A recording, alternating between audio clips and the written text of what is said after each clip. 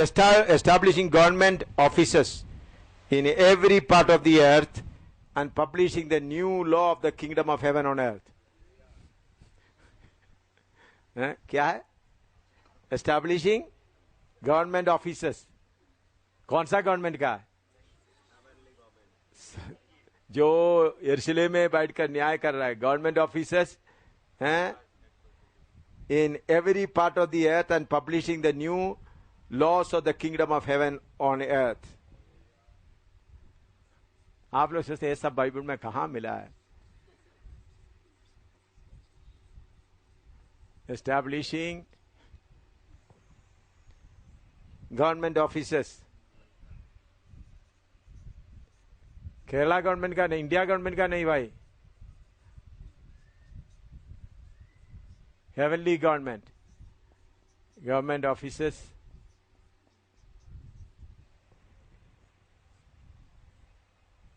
in every part of the earth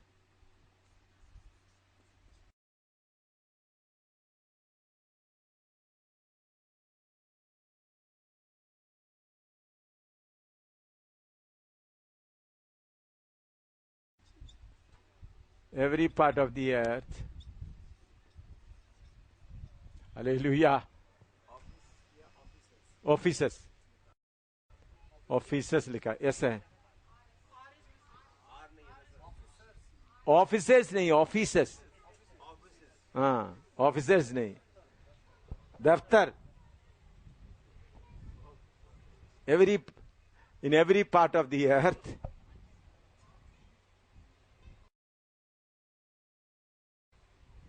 And publishing the new laws of the kingdom of heaven on earth. And publishing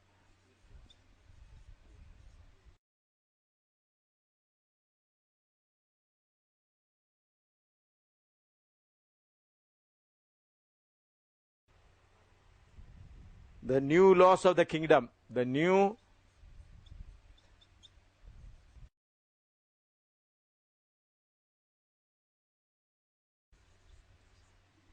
laws of the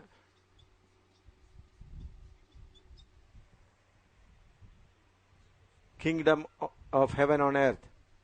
Of the kingdom of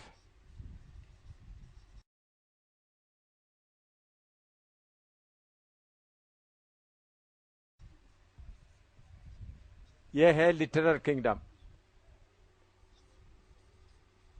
इसके लिए प्रभु यीशु ने बोला तुम प्रार्थना करो.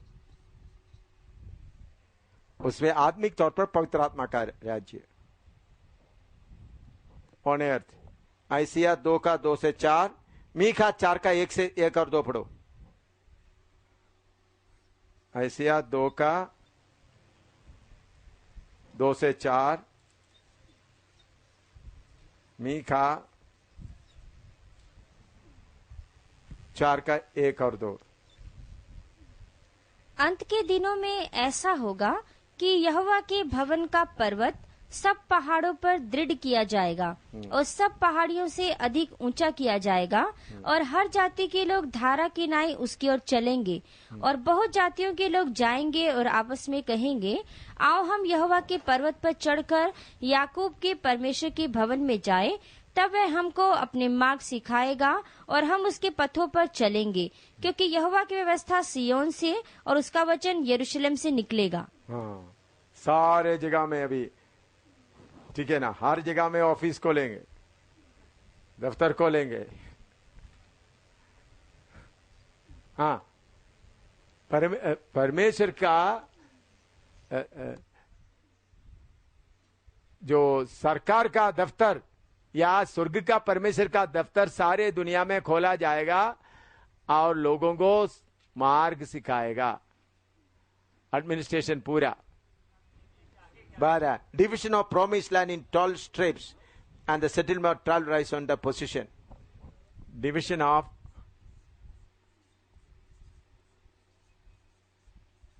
promised land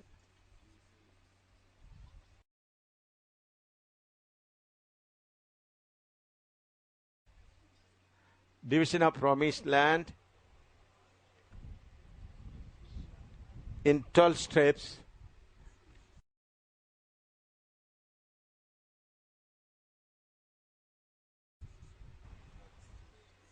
and the settlement of 12 tribes in their possession.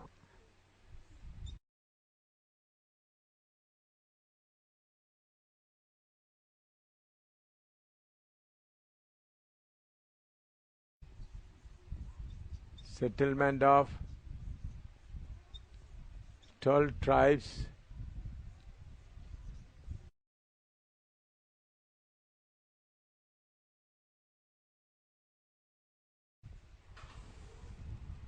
in their possessions, in their portion.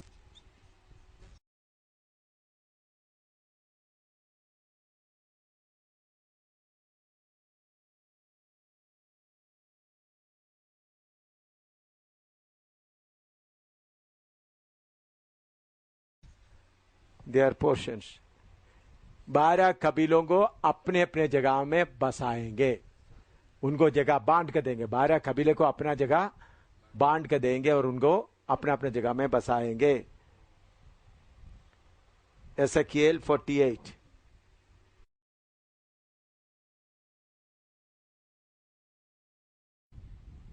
ड्यूटेरोनॉमी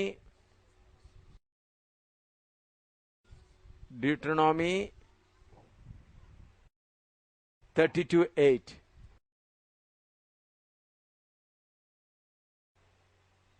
Acts 17:26।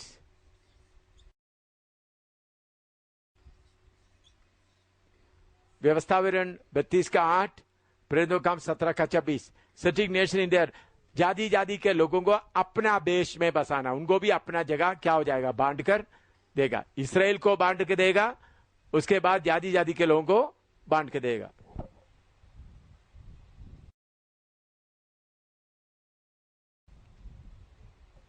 व्यवस्था विवरण 32:8 थोड़ा पढ़िए। जब परम प्रधान ने एक एक जाति को निज निज भाग बांट दिया, निज बांट दिया, हाँ हाँ, निज बांट दिया, हाँ। अभी प्रेरितों काम 17:26 पढ़िएगा। प्रेरितों का 17:26। उसने एक ही मूल से मनुष्य की सब जातियां सारी पृथ्वी पर रहने के लिए बनाई है, हाँ। और उनके ठहराए हुए समय और निवास के सिवानों को इसलिए बांधा है। हाँ, सारे सब लोगों का सिवानों को क्यों बांधा? अभी लड़ रहा है हिंदुस्तान, पाकिस्तान, कम्युनिस्तान और सारे स्थान, लोहिस्तान सारे स्थान मिलकर क्या कर रहा है, लड़ रहा है। लेकिन उस दिन लड़ाई नहीं होगा, सारे कौन बांट कर देंगे? मैं भी होगा भाई उसमें। हिंदुस्तान के लोगों के लिए बांट के देते वक्त मैं भी होंगे, तुम इतना ले लो। 14 ओपनिंग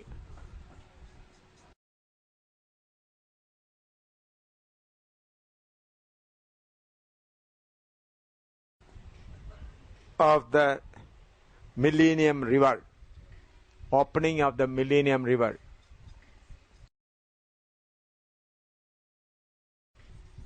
किधर है, किधर लिखा बोलो?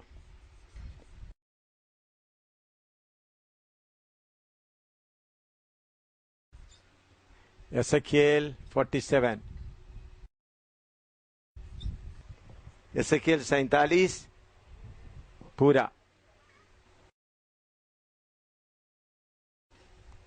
मिलेनियम रिवर, ये 1000 साल हुकूमत के लिए स्पेशल नदी किधर से शुरू होगा, उसका वचन, पहला वचन पढ़ो। 47 का पहला, किधर से आरंभ होता है? फिर वह मुझे भवन के द्वार पर लौटा ले गया, और भवन की डेड़ी के नीचे से एक सोता निकलकर, हाँ, परमेश्वर की भवन के अंदर से निकलेगा। परमेश्वर के भवन के अंदर से वो सोता फिर बढ़ता बढ़ता जाएगा। उससे पहले टखनों तक, फिर घुटनों तक, फिर समझ में आया? और वो नदी जाकर के रेड सी क्या डेड सी में पड़ेगा, वो भी पूरा क्या हो जाएगा, हैं? हाँ, मृत सागर डेड सी में पड़ेगा, मृत सागर। वो पढ़ो उसका 6 में 5 में पढ़ो। ये बता बता।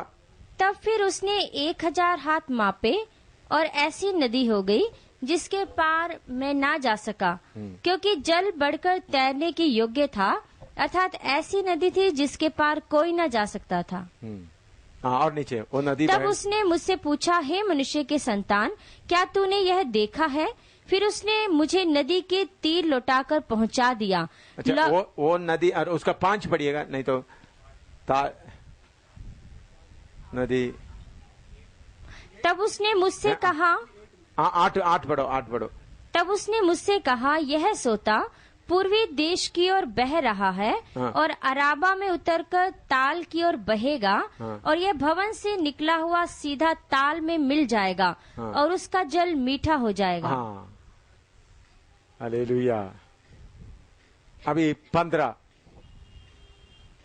All other preparation required for millennium, including making the desert to blossom.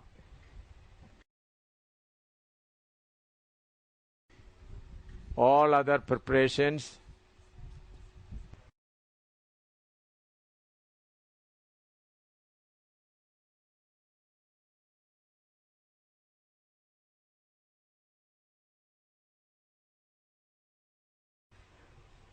required for millennium.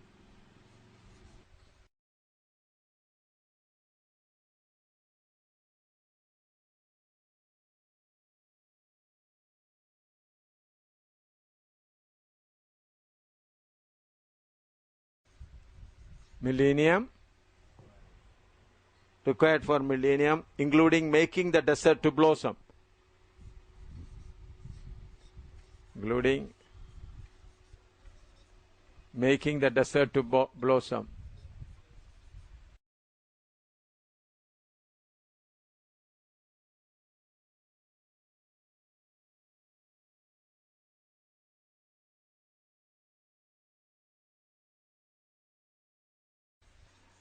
जो असारसाल हुकूमत के लिए बाकी सारे तैयारी करना, और बियाबान सब क्या होना, ये बाग बनना, गार्डन बनना, हरियाली होना। यशायाह 41, 18-20।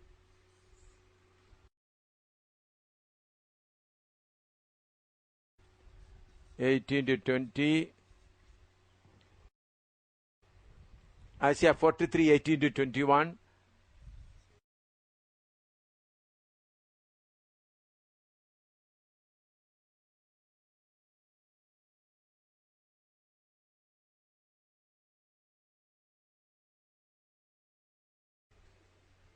ये सारे काम कितना दिन में होना है?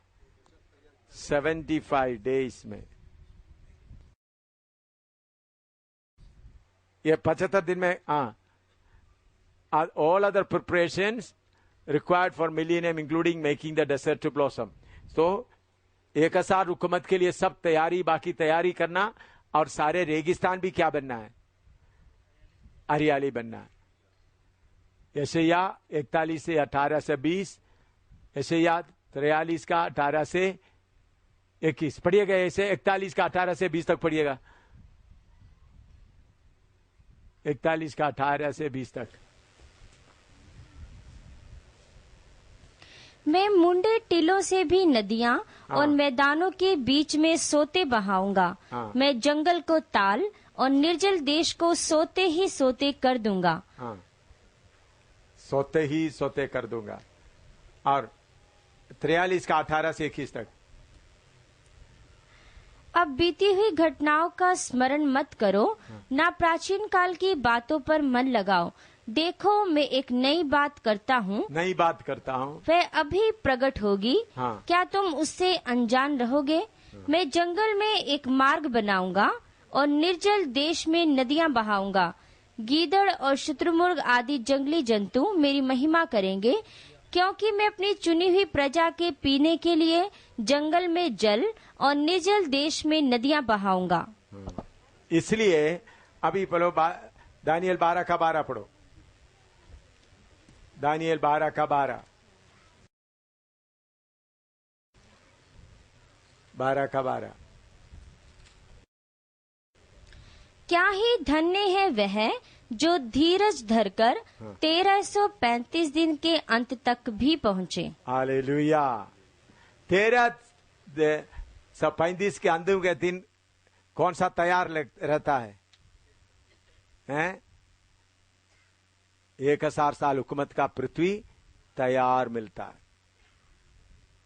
इसमें लड़ाई भी है, तैयारी भी है। तो 75 दिन में क्या क्या होगा मालूम हो गया? हैं?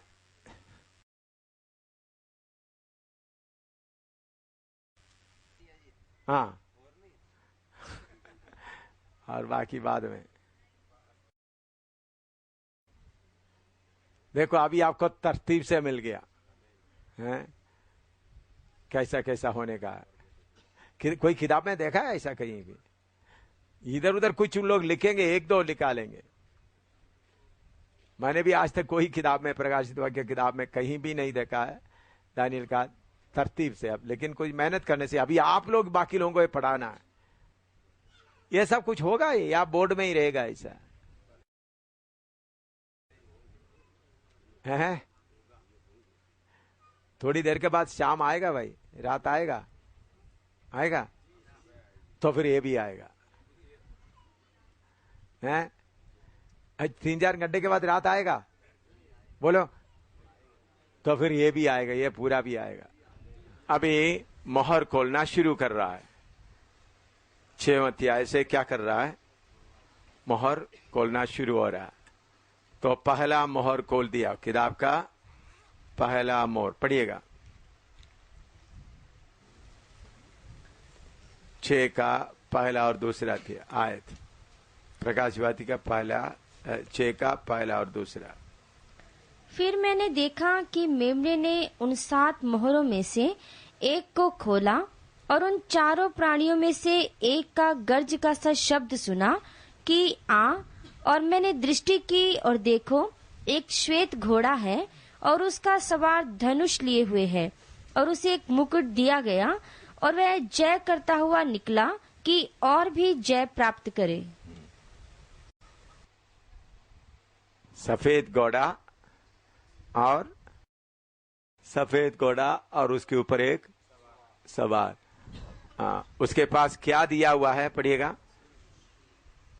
और उसका सवार धनुष लिए हुए है, धनुष लिए हुए हैं और उसे एक मुकुट दिया गया। हाँ। और वह जय करता हुआ निकला कि और भी जय प्राप्त करे। हाँ, देखिए ये सफेद घोड़े में आ रहा है। और इधर में एक शब्द और भी लिखा है, वो जय पाता जा रहा है। सफेद घोड़ा है, जय पाता जा रहा है। इसको देख करके कुछ लोग जो बाइबल स्कॉलर्स गलती से बोल रहा है ये यीशु मसीह है। लोग इसके साथ प्रकाशित का 19 का 11 से 16 तक भी जोड़ दिया है। जोड़कर उन लोग बोलते हैं ये यीशु मसीह है। यीशु मसीह नहीं, बल्कि ये है विरोधी मसीह। विरोधी मसीह या एंटी क्राइस्ट, क्रिस्त विरोधी है, विरोधी मसीह। अभी इसका कंपैरिजन थोड़ा आपको, कंपैरेटिव स्टडी विरोधी मसीह और यीशु मसीह। यीशु मसीह के बारे में प्रकाशित वाक्य 19 का 11 से 16 तक पढ़िएगा। प्रकाशित वाक्य 19 का 11 से 16, रेवलेशन 19:11-16। फिर मैंने स्वर्ग को खुला हुआ देखा और देखता हूँ कि एक श्वेत घोड़ा है और उस पर एक सवार है जो विश्वास योग्य और सत्य कहलाता है और वह धर्म के साथ न्याय और लड़ाई करता है। उसकी आंखें आग की ज्वाला है और उसके सिर पर बहुत से राजमुकुट है और उसका एक नाम लिखा है जिसे उसको छोड़ और कोई नहीं जानता। और वह लहू से छिड़का हुआ वस्त्र पहने हैं और उसका नाम परमेश्वर का वचन है। और स्वर्ग की सेना श्वेत घोड़ों पर सवार और श्वेत और शुद्ध मलमल पहने हुए उसके पीछे पीछे है। और जाति जाति को मारने के लिए उसके मुंह से एक चोखी तलवार निकलती है और वह लोहे का राजदंड लिए हुए उन पर राज्य करेगा। और वह सर्वशक्तिमान परमेश्वर के भयानक प्रकोप की जलजलाहट की मदिरा के कुंड में दाख रौंदेगा। और उसके वस्त्र और जांघ पर यह नाम लिखा है, राजाओं का राजा और प्रभुओं का प्रभु। अभी कभी वचन में कोई बात आप देखते वक्त अच्छी तरह उसको तोलकर समझकर नहीं करेगा तो गलती बहुत होगा। सफेद घोड़ा देखा और दूसरा वो जय पाते हुए जा रहे हैं, दो ही शब्द लेकर। अभी इसमें मेन ऑब्जेक्शन क्या है? यीशु मसीह स्वर्ग में क्या कर रहा है? मोहर खोल रहा है। ये किधर आ रहा है? धरती में आ रहा है। उन लोग ये लिखने वाला पढ़ाने वाला इतना तक भी नहीं सोचा। यीशु मसीह उस वक्त किधर में है? स्वर्ग में। मोहर खोल रहा है, एक मोहर के बाद दूसरा मोहर। तो पहला मोहर खोलते वक्त कौन आ रहा है? विरोधी मसीह। अभी विरोधी मसीह के बारे में इधर में प्रकाशित वाक्य 6 का 2 में और यीशु मसीह के बारे में प्रकाशित 19:11 से 16 तक में जो कंपैरेटिव स्टडी, कंपैरेटिव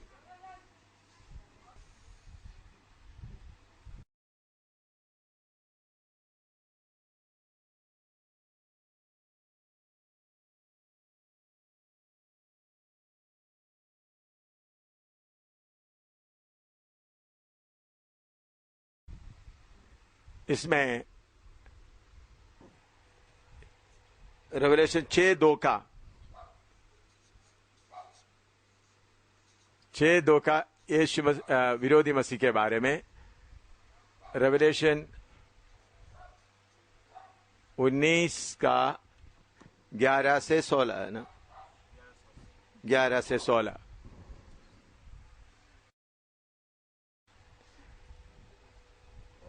एक है पहला व्हाइट हॉर्स, दोनों सफेद घोड़ा।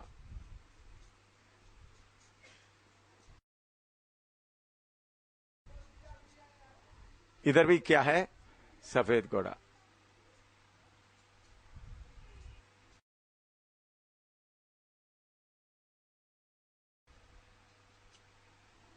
क्या लिखे? सफेद घोड़ा, white horse.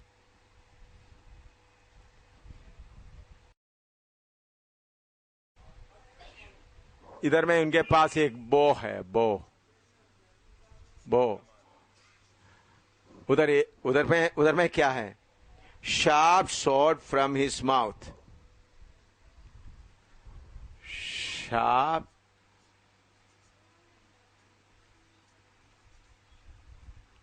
Sword from his mouth.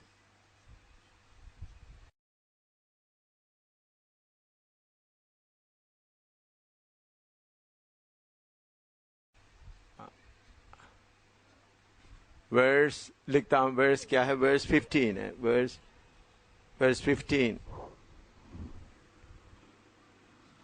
इधर में वर्स 11 सी। तीसरा क्राउन, क्राउन। इनके ऊपर कितना मुकुट है? एक क्राउन। इधर में मेनी क्राउन्स, वर्स 12, 12 पदों,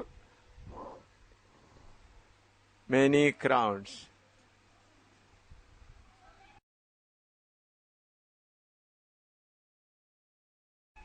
verse 12।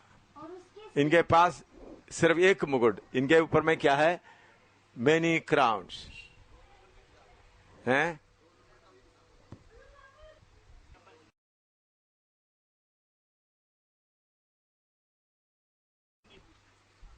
Sharp sword from his mouth, मुंह से दो तारी तलवार, मुंह से दो तारी तलवार।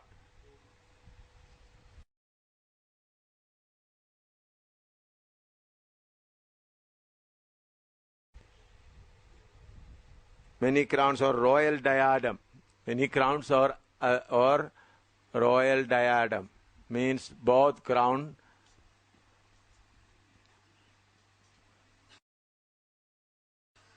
सारे मुकुट के ऊपर का मुकुट, रॉयल डायडम। राज मुकुट, रॉयल डायडम। नेक्स्ट, अभी इनका ये खत्म है, 6 को इतना ही है। अभी 1906 का, इसका तो बहुत मिलेगा, बहुत। और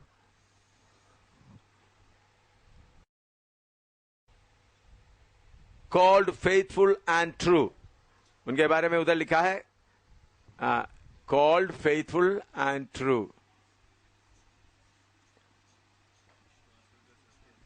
called faithful and true.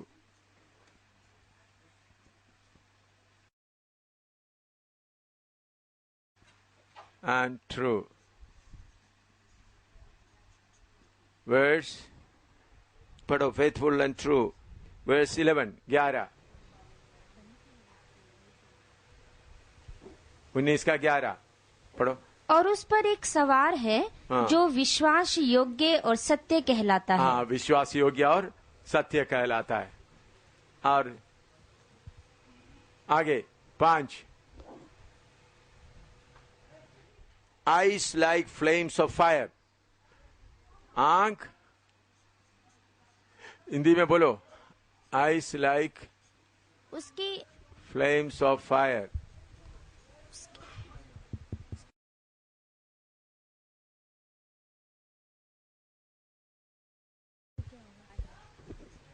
Verse 12 में क्या है? उसकी आंखें आग की ज्वाला है। हाँ, उनकी आंखें आग की ज्वाला है। नेक्स्ट,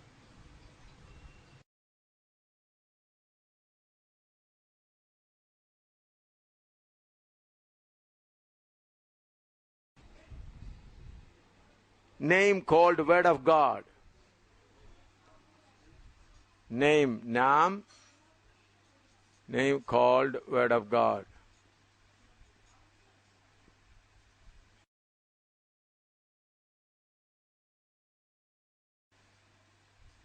वर्स 13 पढ़ो। और उसका नाम परमेश्वर का वचन है। हाँ जी जी। Armies of heaven followed him. Armies of heaven.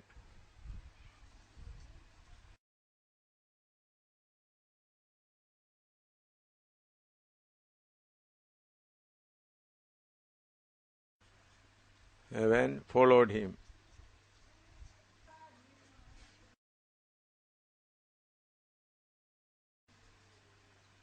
Verse 14, 14 पढ़ो।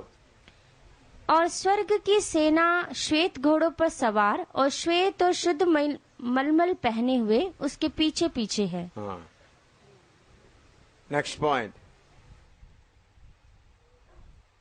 On his vesture written, King of Kings, Lord of Lords. His vesture,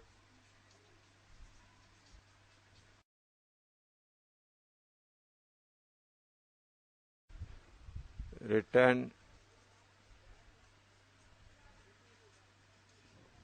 King of Kings,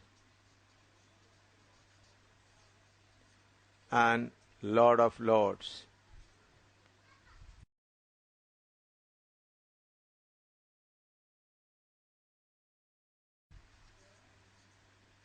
Verse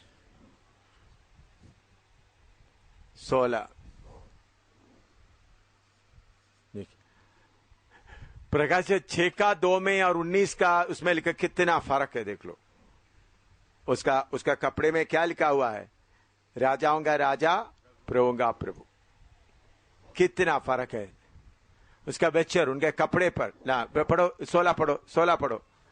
हाँ, 16 पढ़ो। और उसके वस्त्र और जांघ पर यह नाम लिखा है, वस्त्र और जांघ पर यह नाम लिखा है, राजाओं का राजा और प्रभुओं का प्रभु। प्रभु। देखिए, सिर्फ वो सफेद घोड़ा देख लिया, जय देख लिया, इसका बोल करके वो यीशु मसीह करके बोलने में कितना ऐसा किताबों में लिखा है। बड़े पढ़े बड़े लिखे लोग, सफेद घोड़ा यीशु के अलावा और किसका हो सकता है? जय पाता हुआ कौन जाता है? यीशु। ये 2 पॉइंट, लेकिन 19 में देखो कितना फर्क है, समझ रहा है? इसलिए आप लोग भी कोई वचन लेकर के एकदम तर्जुमा करने के लिए जाते हो कि थोड़ा सा 1-2 देख के करेंगे तो फिर बहुत गड़बड़ होगा। ये डेइक्स और बाकी वरे जो कमेंट्री लिखने वाला, जो लिखते वक्त में ऐसा गलतियां काफी जगह में हुआ है। उन लोग क्या अंग्रेजी शब्द किधर किधर मिलता है उसको मिलाकर, आपने देखा होगा जो कमेंट्री लिखने वाला जिधर अंग्रेजी शब्द मिलता है उसको, उसके शब्द मिला उसको लेकर प्रचारक कभी कभी इतना उल्टा प्रचार करते पढ़े लिखे लोग, ऐसा लगता है ये क्या करूं इन लोग किधर से कमेंट्री से शब्द, इंग्लिश शब्द मिल गया, शब्द से लेकर जोड़ कर जाएगा तो कहानी और कहीं जाता है। तो इसलिए मेहरबानी करके जो अंग्रेजी बाइबल इस्तेमाल करने वाला है, मैं आपसे विनती करता हूं उसमें लिखा हुआ रेफरेंस पूरा इस्तेमाल ना करें, वो उनका दिमाग का है। ये अभी देखो मेरे पास थॉमसन बाइबल है, इनका रेफरेंस मैं इस्तेमाल नहीं करता। इसमें कुछ स्टडी पॉइंट इधर उधर से कुछ मिलता है, लेकिन रेफरेंस इस्तेमाल करने से क्या होता है, बहुत मैंने देखा बहुत प्रचारक लोग और बहुत किताब लिखने वाला भी रेफरेंस देकर क्या करता है, बाइबल का डिफरेंस, और रेफरेंस इंग्लिश का भाषा है, ए का पूरा ए में आएगा, बी का बी में आएगा, सी का सी में, उन लोग ए बी ऐसा एक ही शब्द जोड़ कर आप सोचेंगे बड़ा पॉइंट मिल गया। बड़े बड़े प्रचारकों का गलती मैंने ऐसा देखा है, उन लोग बड़ा कन्वेंशन में आकर पॉइंट लिख कर पढ़ते जाएगा तो लोग सोचेगा, लेकिन सब्जेक्ट कहीं भी ठीक तरह से नहीं मिलता है। इसलिए कृपा करके विषय को समझ कर सिखाएं। ये जो इसमें जो बाइबल का नोट में दिया हुआ रेफरेंस लेकर करेगा तो बहुत काटा पड़ेगा, बहुत गलती पड़ेगा। वो लोग इंग्लिश भाषा को देखा है, समझिए यीशु मसीह और अभी विरोधी मसीह के बारे में वचन में एंटी क्राइस्ट हेडिंग लिखती है, एंटी क्राइस्ट। प्रार्थना करें एंटी क्राइस्ट का शक्ति इधर भी अभी भी इधर काम कर रहा है। किधर लिखा है उसके बारे में, किधर लिखा है? किधर में लिखा एंटी क्राइस्ट का काम शक्ति अभी भी काम कर रहा है, किधर गया? हाँ तो निकाल कर पढ़ो।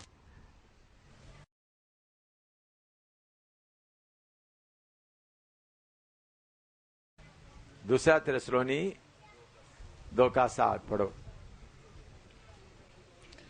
क्योंकि अधर्म का भेद अब भी कार्य करता जाता है, पर अभी एक रोकने वाला है, और जब तक वह दूर न हो जाए वह रोके रहेगा। तब वह अधर्मी प्रकट होगा, जिसे प्रभु यीशु अपने मुंह की फूंक से मार डालेगा। अभी अधर्म का शक्ति विरोधी मसीह जिसके बारे में हम सीख रहे हैं वो अभी इधर है। दानिएल 9:26 और 27 पढ़िएगा। दानिएल 9:26 और 27 विरोधी मसीह के बारे में। और उन 62 सप्ताहों के बीतने पर अभिषिक्त पुरुष काटा जाएगा, और उसके हाथ कुछ न लगेगा, और आने वाले प्रधान की प्रजा, आने वाला प्रधान, उसके बारे में द प्रिंस दैट शैल कम, आने वाला प्रधान, तुम्हें क्या लगता है? द प्रिंस दैट शैल कम।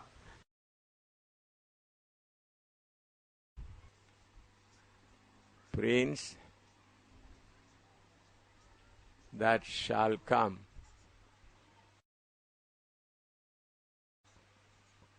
हिंदी में क्या है? आने वाला प्रधान। दानिएल 8:23 से 25 तक भी पढ़िएगा। दानिएल 8:23 से 25 तक।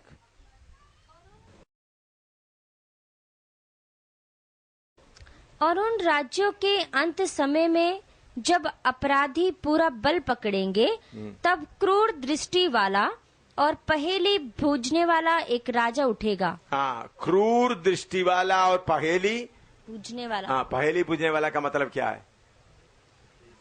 अंडरस्टैंडिंग, समझने वाला। बूझने वाला, हाँ। King of fierce countenance. Number 2, king of fierce countenance.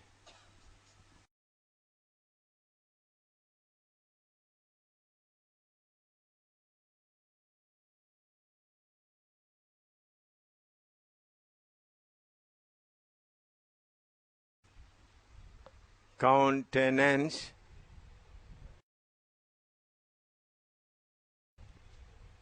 and understanding. And understanding. Here's countenance and understanding.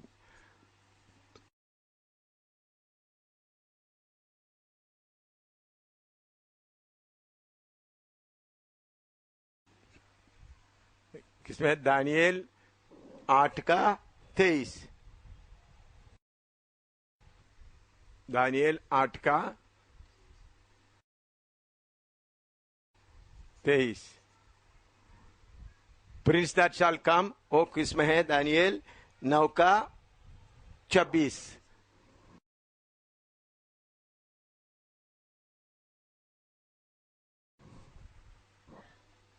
3।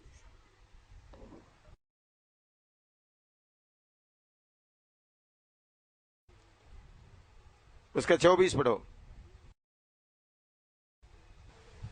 8:24। उसका सामर्थ्य बड़ा होगा। Power shall be mighty.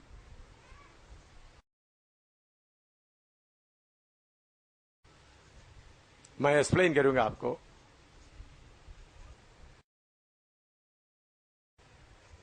उसका सामर्थ्य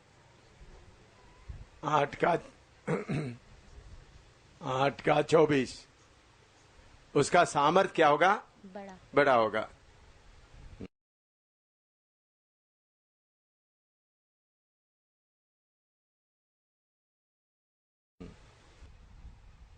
उसका 25 पढ़िएगा। उसकी चतुराई के कारण उसका छल सफल होगा। चतुराई के कारण उसका छल सफल होगा। और वह मन में फूल कर निडर रहते हुए बहुत लोगों को नाश करेगा। वह सब हाकिमों के हाकिम के विरुद्ध भी खड़ा होगा। हाँ, बस ठीक है। अभी shall prosper shall prosper and magnify himself in his heart. Shall prosper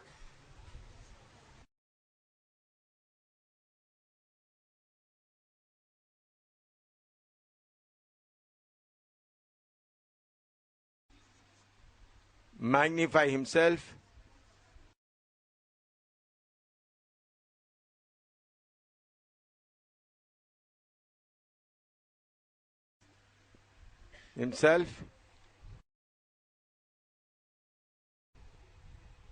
by peace shall destroy many. शांति बोल करके बहुत लोगों को peace shall destroy many.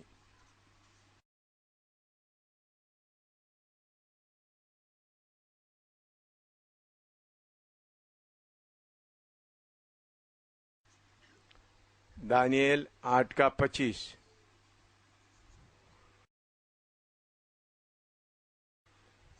मैं इसको एक्सप्लेन करूंगा, सुनिएगा। विरोधी मसीह आते समय में उनको शांति का दूत करके बताएगा। कारण क्या है? आप लोग, मैंने प्रचार जगह के किया हुआ रशिया कैसा इसराइल के ऊपर हमला करने के लिए आएगा। रशिया इसको हमला करने के लिए आते समय में परमेश्वर इस रशिया के ऊपर न्याय करेगा। गोग मागोग, एसेकिएल 37, 38, 39 में हम उसके बारे में पढ़ते हैं। मैंने इसके बारे में एक किताब भी लिखा हुआ, शायद आप में से कुछ लोग पढ़े होंगे, wars in the light of prophecy में। कुछ कई साल पहले किताब लिखा, मेरे ख्याल में उसको हिंदी में नहीं किया अभी तक, इंग्लिश में मलयालम में है। बाय पीस शाल डिस्ट्रॉय मैनी, दानियल 8:25। तो उन्होंने आते समय में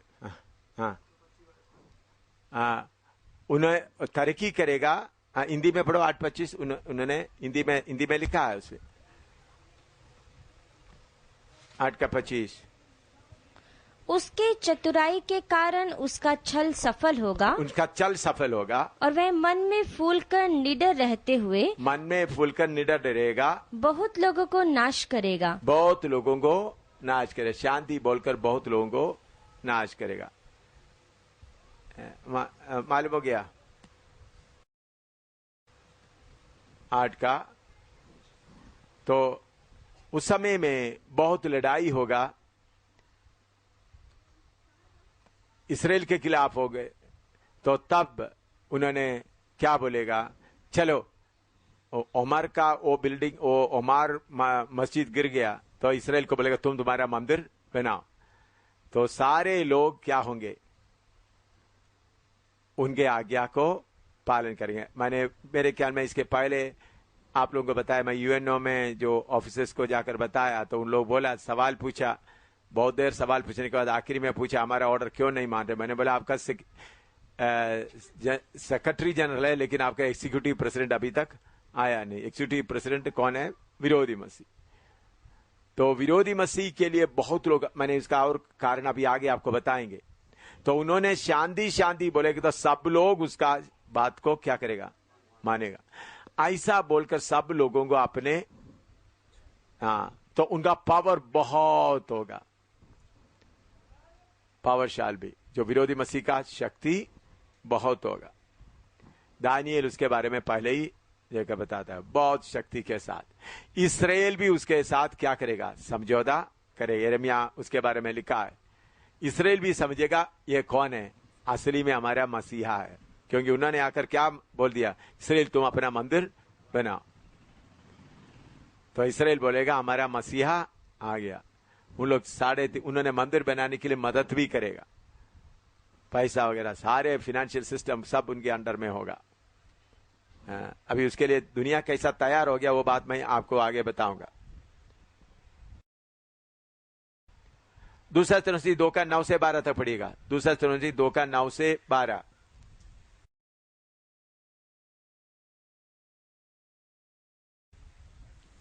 दूसरा तिमोथी 9 से 12। उस अधर्मी का आना शैतान के कार्य के अनुसार सब प्रकार की झूठी सामर्थ और चिन्ह और अद्भुत काम के साथ और नाश होने वालों के लिए अधर्म के सब प्रकार के धोखे के साथ होगा। वो कैसा आएगा, बहुत powers and science and lying wonders. 2:9 से 12।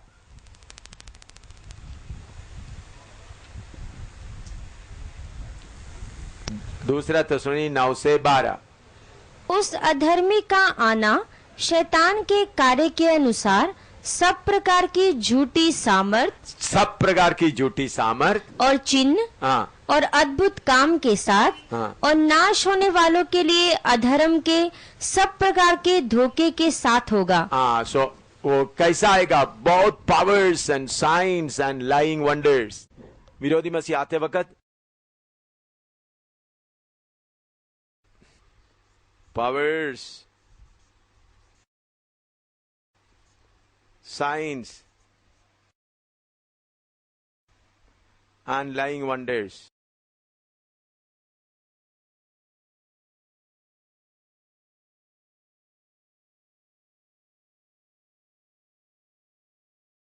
बहुत अद्भुत काम, powers, lying wonders, with all deceivableness.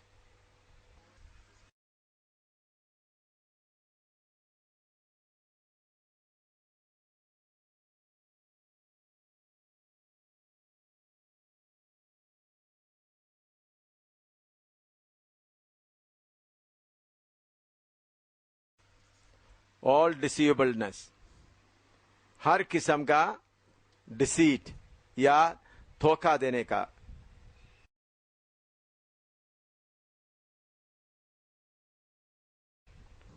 Next, इसके पास एक बो है, एक धनुष है।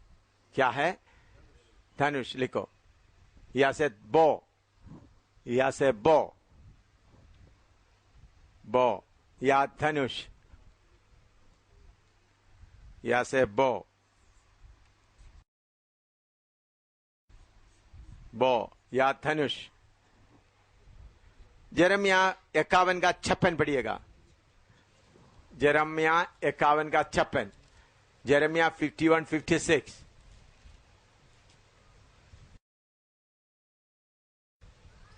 बाबुल पर भी नाश करने वाले चढ़ आए हैं और उसके शूरवीर पकड़े गए हैं और उनके धनुष तोड़ डाले गए। उनका धनुष, अभी बाबेल के पास भी क्या है?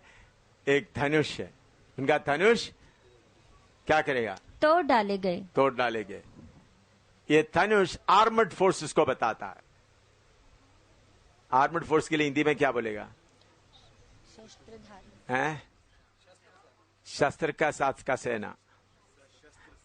हाँ, शस्त्र सेना, सशस्त्र सेना, सशस्त्र सेना, आर्म्ड फोर्स, सशस्त्र सेना।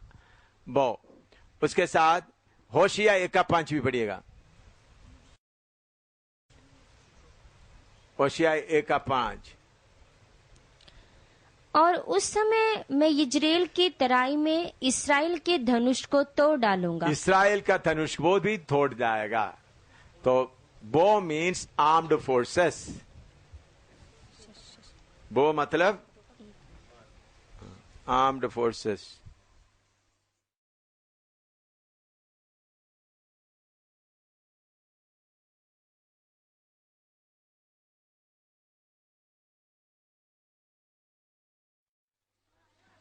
विरोधी मसीह आने का जरूरत क्या है अभी? उसके लिए सबसे पहले हम देखें problems facing the world. Problems,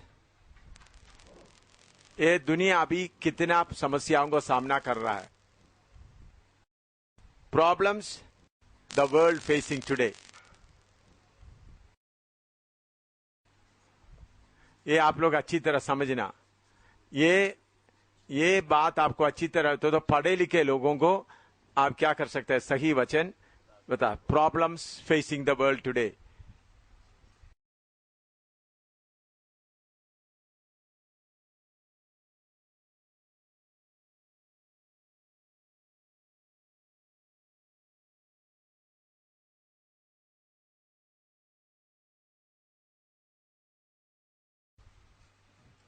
number 1, inflation. Inflation,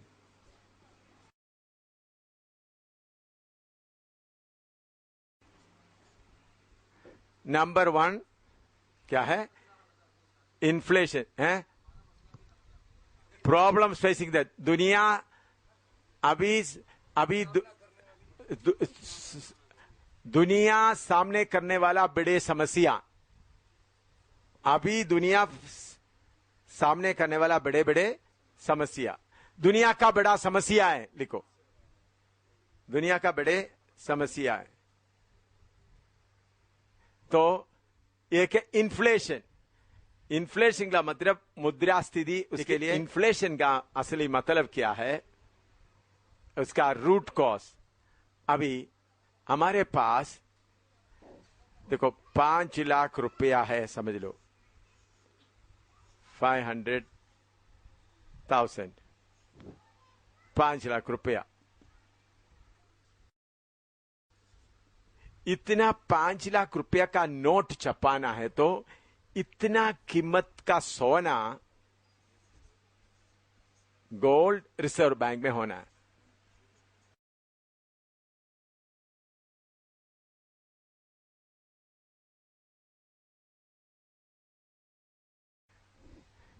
ये 5 लाख रुपया नोट प्रिंट। अभी आपके पास क्या मिल रहा है? नोट। इतने कीमत का क्या होना है? सोना उधर होना। लेकिन अभी क्या हो रहा है? चीजों का कीमत होते जाते हैं, नोट प्रिंट करते जा रहा है, सोना इधर नहीं। समझ में आया? अभी इन्फ्लेशन अभी हमारा अभी 14% हो गया। 14% का मतलब क्या है? उसका मतलब आपको मालूम है, अभी 5 लाख रुपया का नोट 14 लाख का 14 गुना इंटू 14 गुना क्या कर दिया? छाप दिया। लेकिन सोना कितने का है? सिर्फ 5 लाख का ही सोना है। 14 लाख का नोट बना दिया, 7 करोड़ बने। सोना कितना है? 5 लाख। समझ रहा है? तो इसलिए रुपये का कीमत क्या होता जाता है? कम होता है। रुपये का कीमत किसके अनुसार होगा? जितना सोना है। ये समस्या अभी सारे दुनिया में चल रहा है। ये क्यों चल रहा है? अभी सारे दुनिया में अभी समस्या सबसे बड़ा, ये क्यों ऐसा नोट बना रहा है? अभी तेल का कीमत बढ़ा रहा है अपना मर्जी से, तो इंडिया के पास सोना नहीं है तो भी नोट प्रिंटिंग कर रहा है। अमेरिका भी क्या कर रहा है? नोट। रशिया भी नोट प्रिंटिंग कर रहा है। सारे दुनिया क्या कर रहा है? तो इसलिए ये जो कीमत बढ़ाने वालों का गला पकड़ने से ही क्या होगा?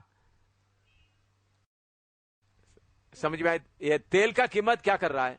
अभी देखो, एक क्रूड ऑयल बैरल 22 रुपया 30 रुपया बैरल था, अभी 149 तक हो गया। अभी डॉलर कितना गुना बढ़ गया? 20-30 में पड़ा हुआ कितना गुना बढ़ गया?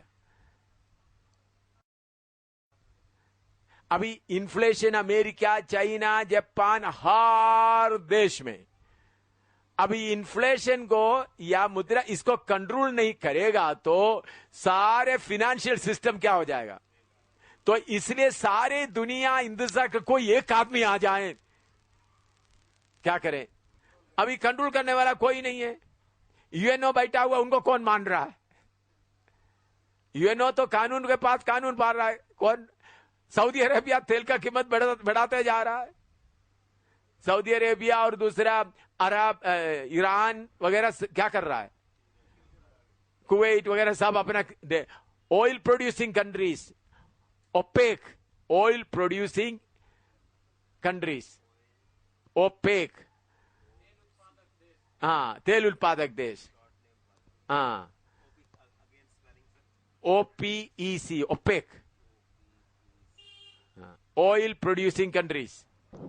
ओपेक क्या कर रहा है? अपना मर्जी से क्या कर रहा है? बढ़ाते जा रहे हैं। उन लोग क्या सोच रहा है? कैसा भी सारे अभी अमेरिका का भी, इंडिया का भी इन्फ्लेशन कितना हो गया? 14 हो गया। इसका मतलब जितना पैसा हमारे पास है, जितना सोना हमारे पास है, उसका 14 गुना ज्यादा क्या हो गया? नोट बाहर आ गया। समझ रहा है? इसे क्या इंडिया पूरा बेचने से भी नहीं मिलेगा। नोट प्रिंट करने से काम नहीं बनेगा भाई। नोट का बराबर में क्या होना चाहिए? उधर सोना होना चाहिए, नहीं तो फिर आपका नोट का कोई वैल्यू नहीं रहेगा। आपको मालूम है कुछ कंट्रीज जो अफ्रीका में है, कुछ देश में, उनका इन्फ्लेशन हजारों में है। उन लोग क्या, उनका नोट कैसा आपको मालूम है? मिलियन, थाउजेंड का ही। उनका नोट कोई छोटा नोट नहीं है। 1000, 10,000, 20,000, 30,000, 50,000, वही उनका नोट। हमारा नोट 100,000 तक ही है।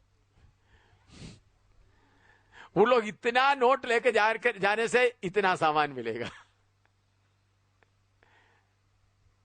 इसलिए सारे दुनिया को अभी सबसे बड़ा तंग करने वाला बात क्या है?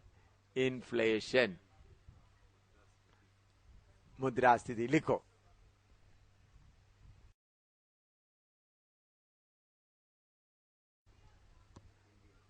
मुद्रास्फीति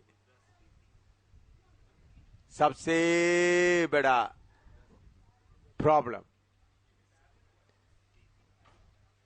मनमोहन सिंह का भी सिर, मनमोहन सिंह का नया ये जो फिनेंस मिनिस्टर, इंडिया का finance minister Chidambaram smart man. Manmohan Singh भी पहले फिनेंस मिनिस्टर था। दे आर वेरी स्मार्ट, लेकिन कितना भी कोशिश करेगा। तो अभी कांग्रेस सरकार के बाद बीजेपी आएगा तो यही हाल है। कोई भी सरकार आएगा तो यही, कोई कंट्रोल नहीं कर सकेगा।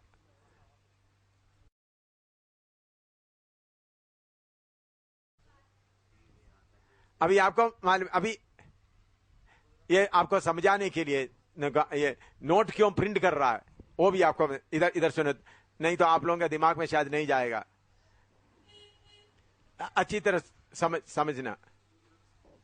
मैं थोड़ा सा आप लोगों को देखिए लिखने आम आराम से समझने के लिए क्यों नोट प्रिंट कर रहा है। अभी इंडिया के पास कितना है? 5 लाख। अभी अच्छी तरह इधर इधर देख लो, उधर लिखने से जो बोलने वाला बात आपका दिमाग में नहीं चलेगा। अभी समझ लो हमको तेल चाहिए। तेल इंडिया में थोड़ा ही मिलता है, बाकी सारे तेल किधर से आना है? बाहर देश से आना है। तो तेल खरीदना है, तो समझ लो हमारे पास 5 लाख है, तो हम 3 लाख के लिए क्या करते थे? तेल हर साल खरीदते थे या हर महीना 3 लाख खरीदते थे। 3 लाख से हमारा जरूरत क्या हो जाता था? 3 लाख से समझ लो हमको 1,25,000 लीटर तेल आ गया। समझ लो 1,25,000 लीटर तेल, कितना? 3 लाख रुपया में। अभी 1,25,000 तेल लाने का है तो 30 लाख या 40 लाख देना। कितना देना? 40 लाख। 40 लाख क्या करना पड़ेगा? 40 लाख। 3 लाख के जगह में कितना देना पड़ेगा अभी? तो 37 लाख के लिए हमारे पास सोना नहीं है। फिर 37 लाख के लिए क्या करता है? नोट बनाकर खरीदो भाई। 37 लाख के लिए क्या कर रहा है? नोट छपवाकर तेल ले रहा है। समझ में आया? तो 37 लाख के लिए क्या होना चाहिए? सोना कितना ही है हमारे पास? 5 लाख का। तो लोगों को तेल चाहिए, तो फिर क्या कर रहा है? रिजर्व बैंक क्या करता जा रहा है? नोट बनाते जा रहे हैं। इधर में क्या है? पैसा है ही नहीं। समझ रहा है? तो तेल खरीदना नहीं खरीदना?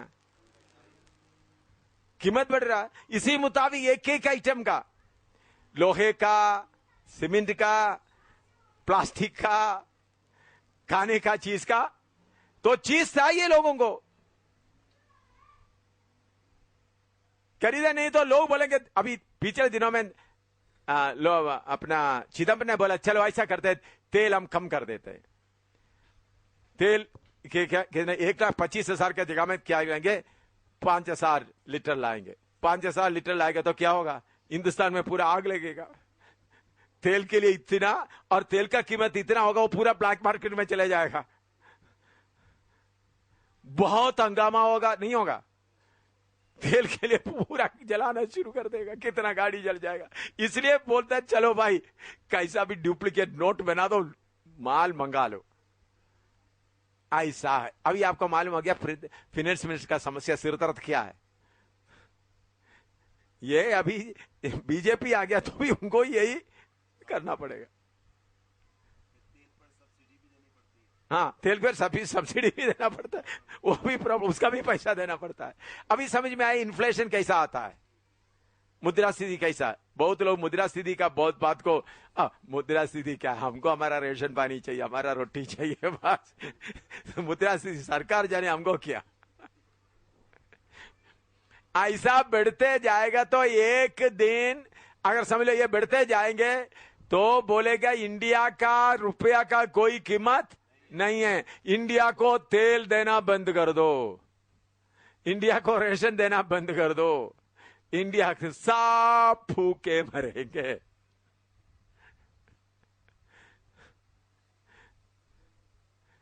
क्योंकि इंडिया का रुपया का कोई वैल्यू नहीं है। समझ में आया? सब भूखे मरेंगे। इन्फ्लेशन अभी बढ़ता जाएगा तो बाकी लोग क्या करेंगे? इनका नोट का कोई वैल्यू नहीं है, ये चपवा कर दे रहा है, इसका कोई वैल्यू नहीं है, क्योंकि दुनिया से इतना सोना उधर जाना है। अभी नोट देने से काम नहीं भाई। इधर में अभी 30,000 का है तो 30,000, तो इधर में 50 केजी सोना, 30,000 का, ये 50 केजी सोना किधर जाना है? उधर में नोट जाने से काम नहीं बनेगा। सरकार टू सरकार, रिजर्व बैंक के द्वारा क्या कहना है? गोल्ड जाना है। तो इधर में गोल्ड है ही नहीं तो क्या करेगा? आप लोग सोचेंगे पैसा देने से काम होगा, तो पैसे के पीछे पैसे को सपोर्ट करने का सोना अभी दुनिया में सोना है। अभी समझ लो गोल्ड कंपनी इधर से इंडिया का जाकर के 30,000 का डॉलर का ले लिया, नोट इधर दे दिया, रिजर्व बैंक से क्या जाना है? उतना सोना उधर जाना है। समझा है? नहीं, आप सोचेंगे चलो भाई ये नोट जाने से हम नोट बना तो देते जाओ, तो सोना देने के लिए है ही नहीं, तो फिर क्या बोलेंगे? इनका नोट का कोई वैल्यू नहीं है, उनके पास सोना नहीं है, तेल मत दो। फिर क्या करेगा भाई? गाड़ी कहां से चलाएगा? आप समझ रहा है? प्रॉब्लम समझ में आ रहा है आपको? कितने लोग ये प्रॉब्लम सही समझ में आया? बहुत लोगों को ये समझ मारे नहीं। चलो जानता, कीमत बढ़ गया, क्या करें? बीजेपी वाले तो कीमत बढ़े, सब्जी का कीमत बढ़े, जिंदाबाद मुर्दाबाद, कीमत बढ़ी। अभी थोड़ा कुछ समझ में आया? जितना नोट जाना उतना, अभी समझ लो ये प्रॉब्लम कितना है। इसके लिए एक ही रास्ता है, तेल वालों का बोलना कीमत डाउन करो, कम करो, नीचे लाओ। वो करने के लिए कौन चाहिए? उनको कंट्रोल करने वाला एक चाहिए। इसलिए आज दुनिया के लिए सबसे ज्यादा जरूरत फिनेंशियल सिस्टम, पैसा का सिस्टम कंट्रोल करने के लिए एक पावरफुल आदमी चाहिए, ताकि सारे दुनिया को क्या करें? उन्होंने बोले तेल का कीमत नहीं बढ़ाना, और दूसरा खाने का चीज का कीमत नहीं बढ़ाना, प्लास्टिक का कीमत नहीं बढ़ाना, स्टील का कीमत नहीं बढ़ाना, सीमेंट का कीमत नहीं बढ़ाना। ऐसा बोलने के लिए एक आदमी चाहिए। अभी बोलो विरोधी मसीह आना जरूरी है या नहीं जरूरी है? सारे पक्का? हाँ, तो विरोधी मसीह हमारे जानेंगे, लेकिन अभी आप देखिए मैंने क्यों मैं ये बात बता रहे, दुनिया हमने कौन सा हालत में आकर अभी खड़ा है। हिंदुस्तान में कभी भी इन्फ्लेशन इतना नहीं हुआ।